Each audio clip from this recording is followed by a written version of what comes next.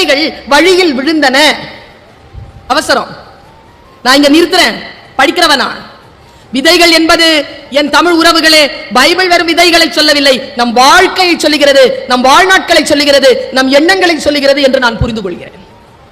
விதைக்க தெரிந்த ஒருவன் விதைகளை எடுத்துக்கொண்டு விதைக்க புறப்பட்டான். வழியில் சில விதைகள் விழுந்தன, பறவைகள் பட்சித்தன. சில விதைகள் பாறையில் விழுந்தன. பாறையில் மண் ஆழம் இல்லாத காரணத்தினால் முளைத்தன, வெயில் பட்டு கருகின.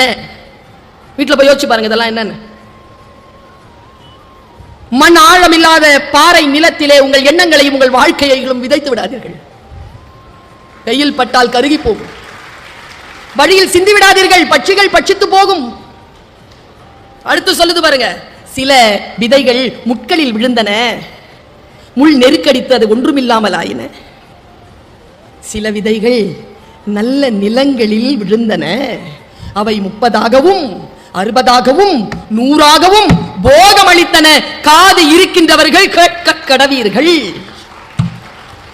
அடையப்பா, எந்த மதமா இருந்தாலும் போட்டுங்க, எனக்கான விஷயம் கிடைச்சதா, எனக்கான பருக்க கிடைக்குதா? Don't waste your time, don't waste your energy, don't waste your knowledge, don't waste your time. நேரத்தை வேஸ்ட் பண்ணாதீங்க, சக்தி நிலையை வேஸ்ட் பண்ணாதீங்க. யாரும் இப்படி முறைச்சு பார்க்காதீங்க. முறைச்சு பார்த்துக்கிறதுனால உங்களுடைய சக்தி நிலை வீணாகுது. ஒன்னும் இல்லை, உங்க எல்லாருடைய கருத்தையும் திருப்புறதுக்கு ஒரே ஒரு மேட்டர் பண்ணா போதும். மேல ஒரு பொண்ணு வந்து அங்க ஒரு தண்ணி பாட்டில் இருக்குல்ல, அதை எடுத்துட்டு போச்சுன்னா போதும்.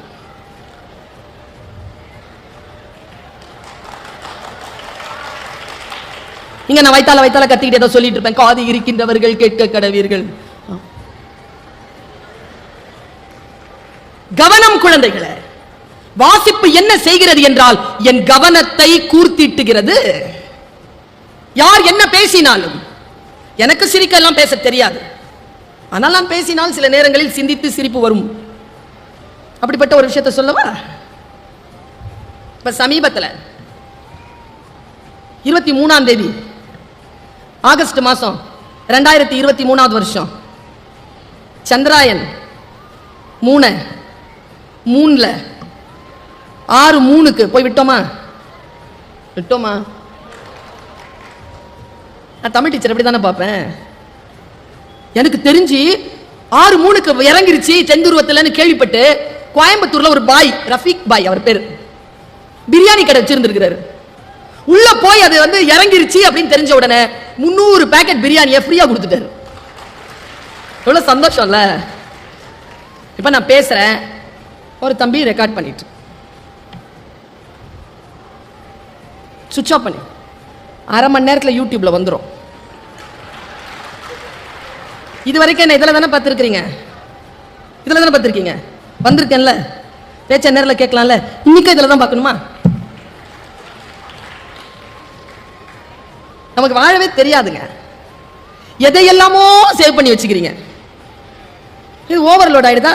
சேவ் பண்ணி இருக்க வேண்டிய டாக்குமெண்ட்ஸ்லாம் போயிடுது. அதை வச்சுக்கிட்டு என்ன பண்றதுன்னு